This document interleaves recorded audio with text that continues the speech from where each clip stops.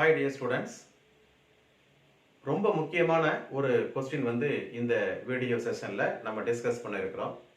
ஏற்கனவே கேத்தோடு கதிர்கள் எப்படி கண்டுபிடிச்சாங்க, எலக்ட்ரான்களை எப்படி கண்டுபிடிச்சாங்க, எலக்ட்ரானுடைய மின்னூட்ட எண் ஜே தாம்சன் E/m வேல்யூவை எப்படி கண்டுபிடிச்சாரு, அதற்கான வீடியோஸ் இதுக்கு முன்னாடி இருக்கு பாருங்க.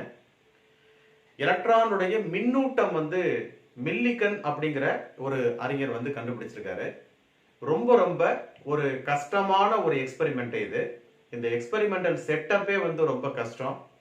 அதை அவர் கன்ஸ்ட்ரக்ட் பண்ணி பல முறை, நூற்றுக்கணக்கான முறை இந்த எக்ஸ்பெரிமெண்ட்டை திரும்ப திரும்ப செஞ்சு, ஒரு கஷ்டமான எக்ஸ்பெரிமெண்ட்டை திரும்ப திரும்ப செஞ்சு ஒரு என்ன சொல்றது அப்படின்னா மிக மிக முக்கியத்துவம் வாய்ந்த ஒரு ரிசல்ட்டை நம்ம கண்டுபிடிச்சு கொடுத்திருக்காரு. அது என்ன அப்படின்னா எலக்ட்ரானுடைய மின்னூட்டம். அவர் நேரடியா எலக்ட்ரானுடைய மின்னூட்டத்தை கண்டுபிடிக்கல. ஆனா எலக்ட்ரானுடைய மின்னூட்டத்தினுடைய அடிப்படை மின்னூட்டத்தினுடைய முழு மடங்காக அவருக்கு ஆன்சர் கிடைச்சது. அதை வச்சுக்கிட்டு அவர் என்ன பண்றாருன்னா எலக்ட்ரானுடைய அடிப்படை மின்னூட்டம் என்ன அப்படிங்கிறத சொல்லியிருக்காரு. இதுல அவர் இந்த எக்ஸ்பெரிமெண்ட் செய்யறதுக்கு அவர் என்ன ஒரு ஸ்ட்ராட்டஜி பயன்படுத்துறாரு அப்படின்னா ஆயில் டிராப், எண்ணெய் துளி அப்படிங்கிற ஒரு பொருளை அவர் எடுத்துக்கிட்டார். அதிகமான பாகுநிலை எண் கொண்ட, உதாரணமா கிளிசரின் போன்ற அந்த ஆயில் எடுத்துக்கிட்டு அதை ஆட்டோமைசர் மிகச்சிறிய துவாரத்தின் வழியா தெளிக்கும் போது ஒரு ஆயில் டிராப்லெட்டை அவரால் உருவாக்க முடியுது, எண்ணெய் துளியை உருவாக்க முடியுது. அந்த எண்ணெய் துளியை என்ன செய்யறாங்க அப்படின்னா அந்த ஒரு சேம்பர் அமைப்பை பத்தி நம்ம பேசுவோம்.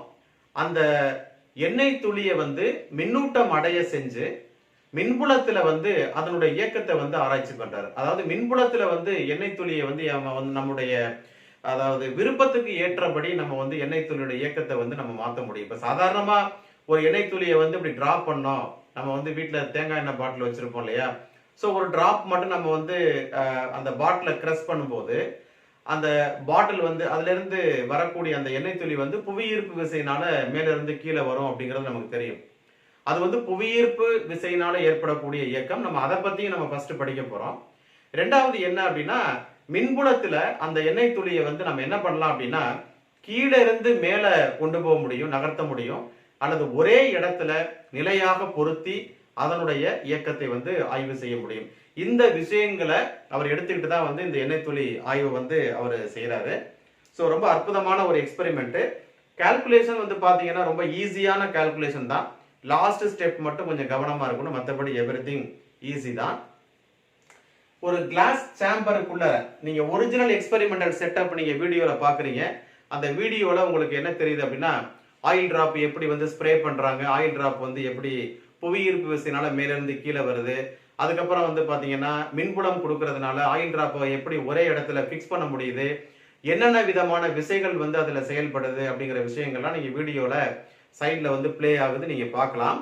இப்போ நம்ம ரெண்டு பிளேட் ஒரு சர்க்குலர் பிளேட், ரெண்டு வட்ட வடிவமான ரெண்டு தட்டுகள் முதல்ல எடுத்துக்கிறாங்க. ஸோ அந்த ரெண்டு தட்டுகளுடைய அந்த டயாமீட்டர் எவ்வளவு இருக்குன்னா கிட்டத்தட்ட ஒரு 20 சென்டிமீட்டர் வச்சுங்களேன். 20 சென்டிமீட்டர் அளவுக்கு அந்த பிளேட்டோடைய டயாமீட்டர் இருக்கும், 20 சென்டிமீட்டர். அதனுடைய கேப், அந்த ரெண்டு பிளேட்டுக்கு நடுவில் இருக்கக்கூடிய கேப் பாத்தீங்கன்னா இந்த ரெண்டு பிளேட்டுக்கு நடுவில் இருக்கிற கேப் 1.5 சென்டிமீட்டர் இருக்கு, அல்லது 15 மில்லிமீட்டர். இந்த மேல இருக்கிற பிளேட்டை நம்ம ஏன்னு வச்சுக்கலாம், கீழே இருக்கிற பிளேட்டை நம்ம பின்னு வச்சுக்கலாம். மேல இருக்கிற பிளேட்ல ஒரு சிறிய துவாரம் இடப்படுகிறது, ஒரு சிறிய துளை இடப்படுகிறது. அந்த துளையின் வழியா தான் நமக்கு ஒரு கோட வடிவ ஆயில் டிராப் நம்ம உள்ள தெளிக்க போறோம். அதை எப்படி செய்யறாங்கன்னா ஆட்டோமைசர், எண்ணெய் தெளிப்பான் அப்படிங்கிறது. அது நீங்க சாதாரணமா வாட்டர் யூஸ் பண்ணீங்க அப்படின்னா ஸ்பெரிக்கல் டிராப் கொண்டு வர்றது கொஞ்சம் கஷ்டம். அதனால அதிக பாகுநிலை எண் கொண்ட கிளிசரின் பயன்படுத்தப்படுகிறது. இந்த கிளிசரினை கிளிசரின் கண்டெய்னர்ல இருந்து நம்ம அதை பம்ப் பண்ணும்போது, பிரஸ் பண்ணும்போது ஒரு ஆயில் டிராப் இது மேல ஸ்ப்ரே பண்றோம். அது இந்த துவாரத்தின் வழியாக கீழே வருது. அப்படி வர்றப்ப ஒரு ஆயில் டிராப் மேல என்னென்ன விதமான விசைகள் செயல்படுது அப்படிங்கிறத நம்ம ஃபர்ஸ்ட் பார்க்கலாம். முதல்ல இந்த ஆயில் டிராப் மேல கீழ் நோக்கிய ஒரு புவியீர்ப்பு விசையானது செயல்படும். அதை நம்ம வந்து FG அப்படின்னு வச்சுக்கலாம். ஆயில் டிராப் வந்து உள்ள நுழையும் போதே காற்று என்ன பண்ணுதுன்னா ஒரு மிதப்பு விசையை கொடுக்குது. நம்ம பாராசூட்ல இருந்து மேல குதிக்கிறப்ப காற்று வந்து ஒரு மிதப்பு விசை கொடுக்குது. அந்த மாதிரியான ஒரு ஃப்ளோரஸ் அது ஒரு buoyancy force வந்து அந்த எண்ணெய் துளி கொடுக்குது. சோ அது என்ன அப்படின்னா buoyancy force மிதப்பு விசை FB நம்ம சொல்றோம். அது போக இந்த காற்று பாகுநிலை தன்மை கொண்டது. ஸ்டோக்ஸ் வாய்ப்பாடு நீங்க 11th படிச்சிருப்பீங்க. அந்த ஸ்டோக்ஸ் வாய்ப்பாடின் படி இந்த காற்று இந்த தட்டுகளுக்கு இடைப்பட்ட காற்று என்ன செய்யுது அப்படின்னா ஒரு மேல் நோக்கிய ஒரு பாகுநிலை விசை கொடுக்குது. அதை நம்ம வந்து விஸ்காஸ் ஃபோர்ஸ் FV அப்படின்னு நம்ம சொல்றோம். சோ 3 விதமான விசைகள் வந்து இந்த எண்ணெய் துளி மீது செயல்படுது. அப்ப என்ன ஆகும் அப்படின்னா இந்த ஆயில் டிராப் மேலிருந்து கீழே வர வர ஒரு பர்டிகுலர் பாயிண்ட்ல என்ன ஆகுதுன்னா இந்த 3 ஃபோர்ஸும் பேலன்ஸ் ஆகும். எந்த இடத்துல அந்த மாதிரி பேலன்ஸ் ஆகுதோ அந்த இடத்துல இந்த எண்ணெய் துளியானது ஒரு சீரான திசை வேகத்தை பெறுகிறது. அந்த சீரான திசை வேகத்துக்கு என்ன பேரு அப்படின்னா முற்று திசை வேகம், டெர்மினல் வெலாசிட்டி அப்படின்னு நம்ம சொல்றோம். இப்ப நீங்க வெக்டர் ரெப்ரசன்டேஷன் யூஸ் பண்ணீங்கன்னா இந்த 2 ஃபோர்ஸும் ஒரே டைரக்ஷன்ல இருக்கு. FG மட்டும் கீழ் நோக்கி இருக்கு. அப்ப நீங்க என்ன சொல்லலாம், இந்த படத்துல இருந்து நம்ம ஈஸியா சொல்ல முடிஞ்ச விஷயம் என்ன அப்படின்னா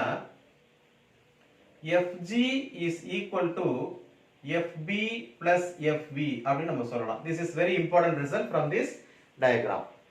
FB is buoyancy force, FV is viscous force and FG is force due to gravity. இது நமக்கு தெரியும். FGங்கிறது என்ன? நிறை இன்டு புவியீர்ப்பு முடுக்கம், mass into acceleration due to gravity.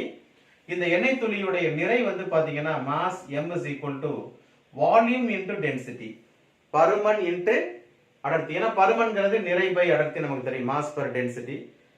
அதே மாதிரி அப்ப நிறைங்கிறது நமக்கு என்ன கிடைக்குதுன்னா பருமன் into அடர்த்தின்னு கிடைக்குது. Since it is a sphere, அந்த spherical form கொண்டு வரதுக்காக தான் நம்ம high viscous liquid வந்து இதுல யூஸ் பண்றோம். ஷேப் மாறிச்சுனா நம்ம வந்து ஃபார்முலா கொடுக்க முடியாது. சோ அதனால ப்ரீகாஷியஸா வந்து அவர் ஹை விஸ்காஸ் லிக்விட் அந்த மாதிரி விஷயங்கள்ல ஃபோக்கஸ் பண்ணிருக்காரு. சோ இந்த எண்ணெய் துளியினுடைய பருமன் வந்து இப்ப என்னவா இருக்குன்னா கோள வடிவத்தினுடைய பருமன் வந்து 4/3 பை r கியூப் அப்படி நம்ம எடுத்துக்கலாம்.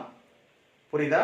சோ இதை இங்க சப்ஸ்டிட்யூட் பண்ணீங்கன்னா இந்த எண்ணெய் துளியின் நிறை என்ன வரும் அப்படின்னா 4/3 pi r cube into density.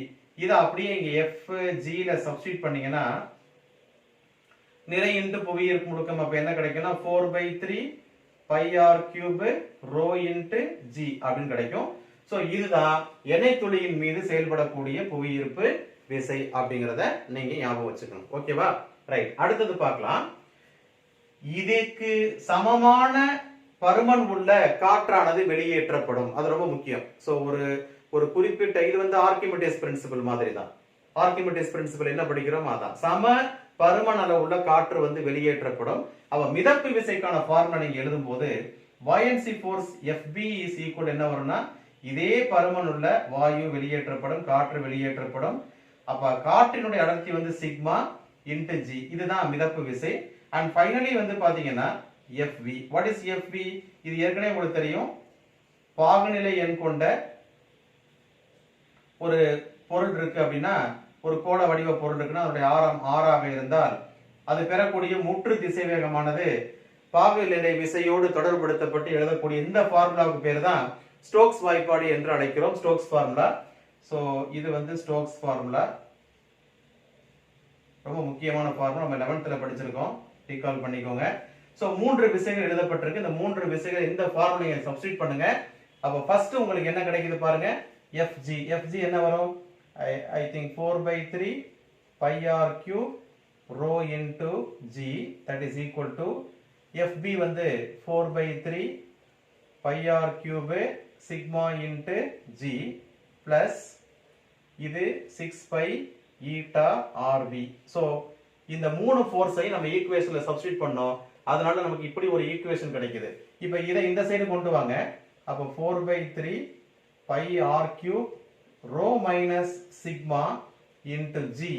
ஏன்னா இந்த சைடு எடுத்துட்டு வந்துட்டீங்கன்னா 4/3 pi r cube G காமனா எடுத்துடலாம். சோ மீதி வந்து rho minus sigma தான் இருக்கும். and that is equal to 6 by eta into ஆர்வின்னு கிடைக்கும்.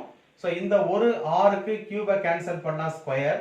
அப்போ ஆர் ஸ்கொயருடைய வேல்யூ வந்து பார்த்தீங்கன்னா இந்த 3 மேலே போகும்போது 18. அதே போல pi pi cancel 18 eta v. ஈட்டாங்கிறது பாகியல் எண், coefficient of viscosity. So 18 eta v divided by என்ன கிடைக்கும் உங்களுக்கு 4 into rho minus sigma into ஜின்னு கிடைக்கும். ஸோ இதை கேன்சல் பண்ணீங்கன்னா 2 9s are 8, 2 2s are 4. So r square equal to 9 eta v divided by 2 into rho minus sigma into ஜின்னு கிடைக்குது. So therefore இந்த எண்ணெய் துளியினுடைய ஆரம் கண்டுபிடிப்பதற்கான வாய்ப்போட பார்த்தீங்கன்னா ஆர் ஈக்குவல் அப்போ என்ன கிடைக்கும் அப்படின்னா இதுக்கு அப்படியே நம்ம ரூட் எடுக்கலாம், அல்லது என்ன பண்ணிக்கலாம் 9 eta v divided by 2 into rho minus sigma into g to the power of 1/2 அப்படின்னு நம்ம எழுதிக்கலாம். இதுதான் எண்ணெய் துளியினுடைய ஆரம் அப்படிங்கிறத நீங்க ஞாபகம் வச்சுக்கணும். Right, okay.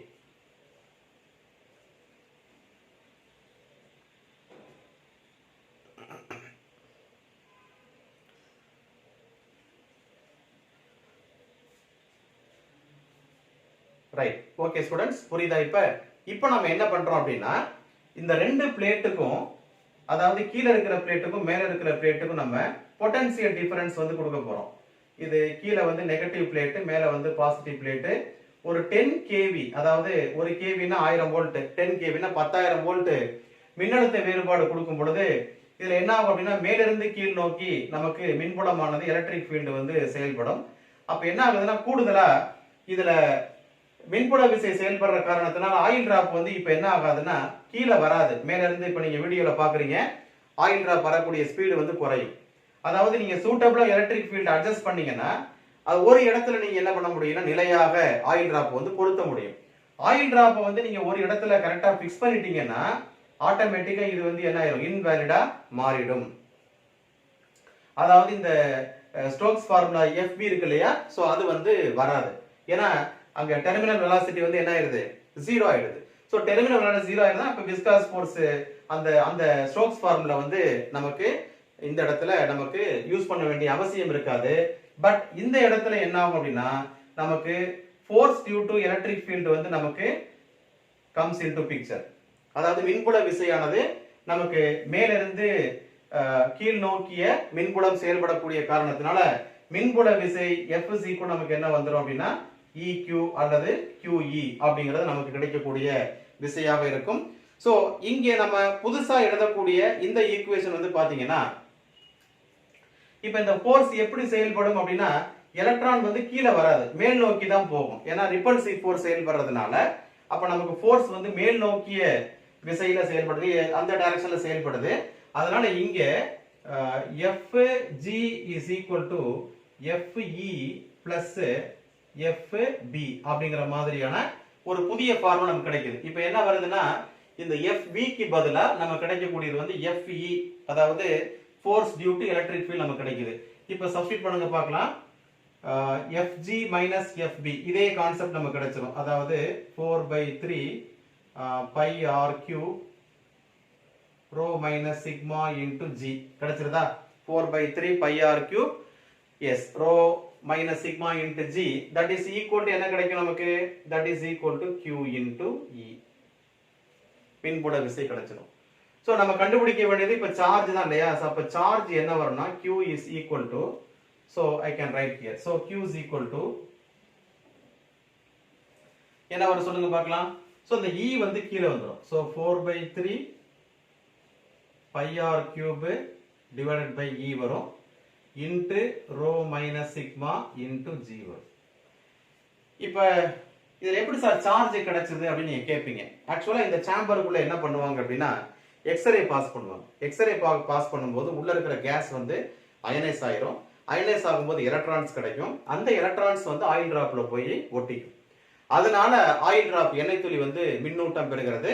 அந்த மின்னூட்ட மதிப்பை தான் மில்லிகன் வந்து கண்டுபிடிக்கிறார். அதுக்கப்புறம் இந்த ஆயில் டிராப் வந்து நம்ம கிளியரா வந்து பிக்சரைஸ் பண்ணணும் அப்படின்னா வந்து உள்ளர வந்து ஒரு லைட் பாஸ் பண்ணுவாங்க லேம்ப் யூஸ் பண்ணி. அதனால வந்து ஆயில் டிராப் பிரைட்டா தெரியும். நீங்க வெளியில இருந்து மைக்ரோஸ்கோப் மூலமா பார்த்து ஆயில் டிராப் உடைய மோஷனை வந்து கிளியரா நீங்க மெஷர் பண்ண முடியும். Okay right. இப்போ நம்ம என்ன பண்ண போறோம்னா இந்த ஆரை கொண்டு வந்து இங்க சப்ஸ்டிட் பண்றோம். அப்படி சப்ஸ்டிட் பண்ணும்போது we can get like this. Q is equal to 4 by 3e pi into r cube. What is your r cube? 9 eta v divided by 2 into rho minus sigma into g to the power of, இங்க cube இருக்கு, இங்க power 1 by 2 இருக்கு, அதனால 3 by 2 வந்துரும். So okay, so இதுக்கப்புறம் கொஞ்சம் கவனமாக நீங்கள் வாட்ச் பண்ணுங்க, ஏன்னா இந்த ஸ்டெப்ஸ் வந்து நம்ம புக்கில் இல்லை, அதனால into rho minus sigma into g. ஆக்சுவலாக இந்த ஸ்டெப் வரைக்கும் நம்ம புக்கில் கொடுத்துருப்பாங்க. இதுக்கு அடுத்த ஒரு ஸ்டெப் இருக்கும். ஸோ அது என்ன அப்படின்னா Q is equal to 4 pi divided by 3e. இப்போ 9 பவர் 3 by 2 நம்ம வெளியில எடுத்தோம்னா எப்படி கிடைக்கும்? நமக்கு 9 into root 9 கிடைக்கும். root 9 வந்து 3, அப்போ 9 into 3 வந்துடும். அதே மாதிரி 3 மட்டும் உள்ள கொண்டு வந்துருங்க. eta cube v cube divided by 2 into rho minus sigma into g then to the power of 1 by 2 மட்டும் மீதி இருக்கும். ஸோ இங்கேயுமே வந்து பார்த்தீங்கன்னா உங்களுக்கு வந்து ஸோ உள்ளரையுமே நான் வந்து பவர் 3 உள்ள கொண்டு வந்துட்டேன். ஸோ மேலே 1 by 2 மட்டும்தான் இருக்கு. ஸோ எல்லா டேர்முக்குமே பவர் 3 உள்ள கொண்டு வந்துட்டேன். Into rho minus sigma into g. இந்த ஸ்டெப்பும் நமக்கு புக்கில் இருக்காது. இதுக்கப்புறம் என்ன பண்ண போறோம்னு பாருங்க. So 3 3 cancel. அப்போ என்ன வருதுன்னா 36 pi divided by e okay into eta cube v cube divided by இந்த 2 into rho minus sigma into g the whole cube இருக்கு இல்லையா, அதுல ஸ்கொயரை மட்டும் உள்ள இருக்கிறேன். ஸோ மீதி ஒரு டேர்ம் மட்டும் உள்ள வச்சுக்கிறேன். 2 into rho minus sigma into g to the power of 1 by 2 into rho minus sigma into g. So இந்த ஸ்கொயர் டேர்ம் உள்ள போகும்போது வெளியில வரும்போது நமக்கு 2 into rho minus sigma into g வந்து ஸ்கொயர் டேர்ம் ரூட்டை விட்டு வெளியில வரும்போது நமக்கு எப்படி கிடைக்கும்? ஸ்கொயர் இல்லாம கிடைக்கும். ஸோ அதனால வந்து புரியுதா இந்த ஸ்டெப் மட்டும் தெளிவா புரிஞ்சுக்கோங்க. 3 மட்டும் உள்ள கொண்டு வரோம். ஸோ 9 பவர் 3 அப்படிங்கிறது ரூட்டுக்கு நீங்க வெளியில கொண்டு வரும்போது, அதாவது இப்ப என்ன வந்துருது, இந்த 9 பவர் 3 by 2 வெளியில வந்துருச்சு. அப்ப 9 இன்டு ரூட் 9, ரூட் 9ங்கிறது 3, அப்ப 9 into 3. இங்க ஈட்டா கியூப் v கியூப் கொண்டு வந்தாச்சு. இங்க 2 into rho minus sigma into g power 3 வந்துருச்சு. ஸோ அதை ஹோல் கியூப் போட்டாச்சு, பவர் 1 by 2 போட்டாச்சு. இதை அப்படியே கொண்டு வந்துட்டேன். ஸோ அடுத்தது என்ன பண்றேன்னா இந்த கியூப்ல ஸ்கொயரை மட்டும் வெளியே எடுக்கிறேன். அப்போ ரூட்ல இருந்து வெளியே எடுக்கிறதுனால ஸ்கொயர் போயிடும். ஸோ இப்போ rho minus sigma into g, rho minus sigma into g cancel ஆயிடும். ஸோ 2 மட்டும் இருக்கு. அப்போ இந்த 2வையும் 36ஐயும் அடிச்சா 18. ஸோ நமக்கு இப்போ ஆன்சர் என்ன கிடைக்குதுன்னு பாருங்க. Q is equal to 18 pi divided by இ ரைட்டுங்களா into eta cube v cube divided by 2 into rho minus sigma into g to the power of 1 by 2 அப்படின்னு கிடைக்குது. வேற ஏதாவது மீதி இருக்கா பாருங்க. ஸோ அவ்வளோதான். ஸோ த ஃபைனல் ரிசல்ட் நமக்கு என்ன அப்படின்னு பார்த்தீங்கன்னா 18 pi divided by e into eta cube v cube divided by 2 into rho minus sigma into g power 1 by 2 is the final answer. இப்போ ஆக்சுவலா வந்து அவர் என்ன பண்ணிருப்பாரு அப்படின்னா இந்த ஈட்டாங்கிறது அந்த கிளிசரினுக்கான பாகியல் எண், விங்கிறது டெர்மினல் வெலாசிட்டி. இது எப்படி மெஷர் பண்ணிருப்பாரு அப்படின்னா ஒரு இந்த பாயிண்ட்ல இருந்து இந்த பாயிண்ட்டுக்கு என்ன டிஸ்டன்ஸ்னு பார்த்திருப்பாரு. ஸோ அதுக்கப்புறம் ஆயில் டிராப் வந்து இங்க இருந்து அது இங்க வர்றதுக்கு எவ்வளவு டைம் ஆகுதுன்னு பார்த்திருப்பாரு. ஸோ வெலாசிட்டிங்கிறது டிஸ்பிளேஸ்மெண்ட் பை டைம். ஸோ அதுல இருந்து வி கண்டுபிடிச்சிருப்பாரு. ரோ சிக்மா ஜி இது எல்லாமே வந்து கான்ஸ்டன்ட்ஸ் தான். ஸோ அது எல்லாத்தையும் சப்ஸ்டிட் பண்ணி பார்க்கும்போது அவருக்கு என்ன கிடைச்சது அப்படின்னா Q is equal to NEங்கிற அடிப்படையில் தான் அவருக்கு ஆன்சர் கிடைச்சது. அதாவது எலக்ட்ரானுடைய அடிப்படை எண்ணினுடைய முழு மடங்காக அவருக்கு கிடைச்சது. அதிலிருந்து எலக்ட்ரானுடைய அடிப்படை மின்னூட்டமானது -1.6 into 10 to the power of -19 coulomb அப்படிங்கிற ஒரு வெரி வெரி இம்பார்ட்டன்டான ஒரு ஆன்சரை வந்து அவர் கண்டுபிடிச்சிருக்காரு. இன்ஃபேக்ட் வந்து ரொம்ப கஷ்டமான ஒரு எக்ஸ்பெரிமெண்ட். நீங்க வந்து தியரி வந்து அந்த அளவுக்கு கஷ்டம் கிடையாது, பட் எக்ஸ்பெரிமெண்ட் வந்து செய்யறது வந்து is not that much simple. ரொம்ப கஷ்டமான ஒரு எக்ஸ்பெரிமெண்ட்டை ரொம்ப கஷ்டப்பட்டு அற்புதமான ஒரு ஆன்சரை வந்து எலக்ட்ரானுடைய மின்னூட்டத்தை வந்து மில்லிகன் வந்து நமக்கு கண்டுபிடிச்சு கொடுத்துருக்காரு.